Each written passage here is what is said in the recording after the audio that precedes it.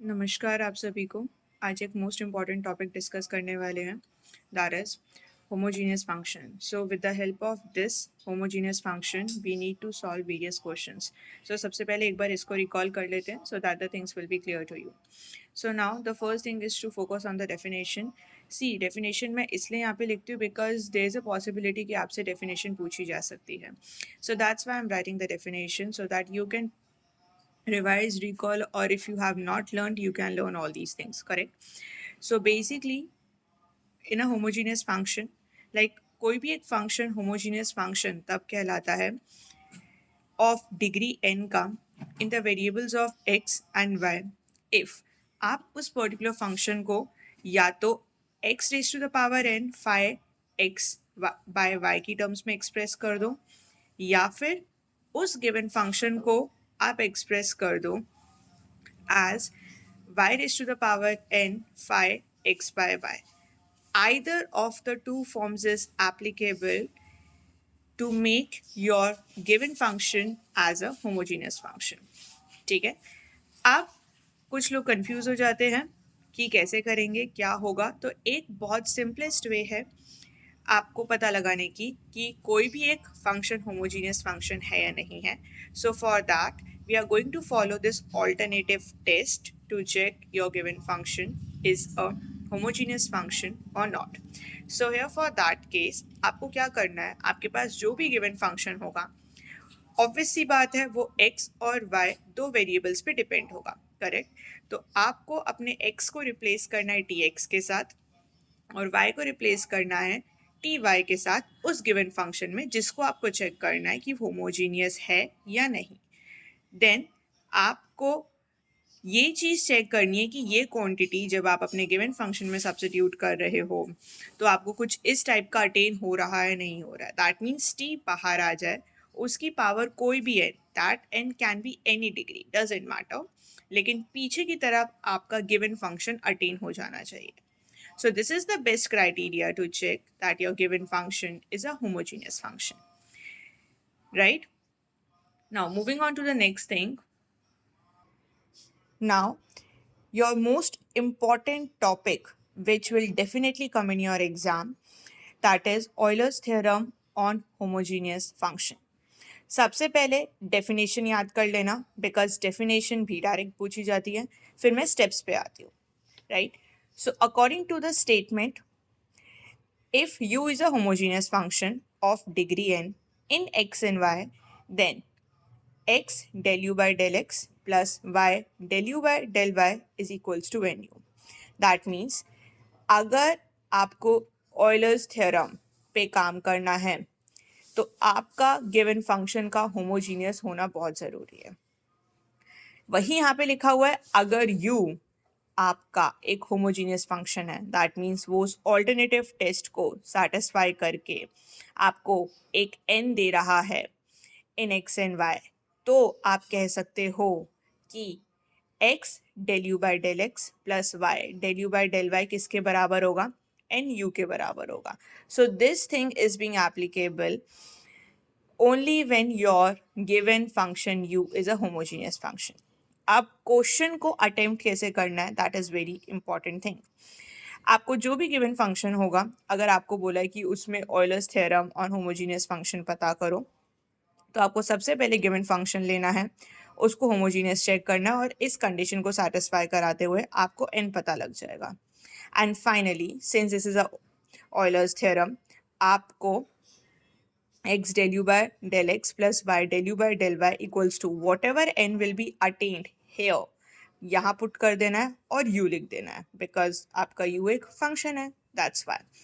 अब यही चीज़ अगर ऑर्डर 2 के लिए पूछ ली जाए, ठीक है, तो अब ये फॉर्मूला इधर वाला चेंज हो जाएगा, correct. This will be x square del square u by del x square plus 2xy del square u divided by del x del y plus y square del square u by del y square is equals to n minus 1 u. अगर आपसे question में कुछ नहीं given है, please remember go for this. And but specifically if they are mentioning that find this, तो आपको ये चीज़ याद होनी चाहिए. आपको पूरे फॉर्मूले दिमाग में रखने हैं. And suppose nothing is being given और क्वेश्चन का मार्क्स बढ़ा दिया है, क्वेश्चन 2 मार्क्स का ना होके अब 4 या 6 नंबर का है, तो प्लीज रिमेंबर दोनों चीजें लिख के आ जाना. मैंने 3 कैटेगरीज बताई हैं. If they just ask what is the Euler's theorem of this given function, so what you have to do, first check whether it is homogeneous or not and directly सिर्फ इसकी वैल्यू निकाल देना. ठीक है. अगर specifically mention है that for order 2 then you need to find this also. But अगर mention नहीं है लेकिन क्वेश्चन का मार्क्स बढ़ा दिया गया है, what you have to do, you have to just evaluate both of them. Simple thing और कुछ नहीं है. 3 क्राइटेरिया है, इसको दिमाग में रखना. इसके बेसिस पे एक क्वेश्चन कर लेते हैं ताकि कॉन्सेप्ट सब कुछ क्लियर हो जाए. Alright. So here I have a question. I am taking my given function z to be equals to x raised to the power 1 by 3 plus y raised to the power 1 by 3, which is divided by x raised to the power 1 by 2 plus y raised to the power 1 by 2. And here they have specifically mentioned that you need to find this. Correct? And we can easily connect this is the Euler's theorem for homogeneous function. Correct? अब पहला step क्या करना है, check करना है कि ये given function homogeneous है नहीं. अगर ये गिवन फंक्शन होमोजीनियस नहीं आता तो हम यहाँ पे पहुंच नहीं सकते, तो मतलब कहानी यहीं खत्म हो जाएगी. अगर ये फंक्शन होमोजीनियस नहीं आता है तो आता है तो ऑब्वियस सी बात है, आपको पता है इसका फॉर्मूला किसके बराबर होता है, एन यू के बराबर होता है. तो होमोजीनिटी चेक करके आपको एन मिल जाएगा एंड डायरेक्टली आपको सब्स्टिट्यूट करना है. इंपॉर्टेंट थिंग, यहाँ पर ये फंक्शन z पे डिपेंड हो रहा है, तो ऑब्वियस सी बात है ये किसके बराबर होगा, एन जेड के. जो भी फंक्शन है आपको उसके कॉरस्पॉन्डिंगली ही n लिखना है. यहाँ पे z है तो एन जेड हो जाता, यहाँ z की जगह u होता तो एन यू हो जाता. Correct. Don't get confused in which way your function is defined, you need to put that with n. That's it. बात करते हैं होमोजेनिटी की. मैंने क्या बोला था, x को रिप्लेस करना है tx के साथ, y को रिप्लेस करना है ty के साथ. सिंपली इस गिवन फंक्शन z जो कि x और y पे डिपेंड कर रहा है, x को रिप्लेस कर रही हूँ 2x के साथ और y को रिप्लेस कर रही हूँ ty के साथ. सिंपली चीज़ें सब्स्टिट्यूट करी हैं. ऊपर से t raise to the power 1 by 3 common ले सकती हूँ, नीचे डिनोमिनेटर से t raise to the power 1 by 2 common ले सकती हूँ. And you can see this whole function left out is actually your z only. Correct. अब चीज़ें कॉमन ले रही हूँ, नीचे जो आपका डिनोमिनेटर है ऊपर जाके पावर नेगेटिव हो जाएगी, तो मैंने सिंपली यही लिखा. अब सिंपली इसे सिंप्लीफाई किया जा सकता है और ये मिल जाएगा. Now if I equate both of them to check whether it is homogeneous और not, I can easily get the value of n as -1/6. n मिल गया. ये निकालना है जो कि किसके बराबर होता है, n z के.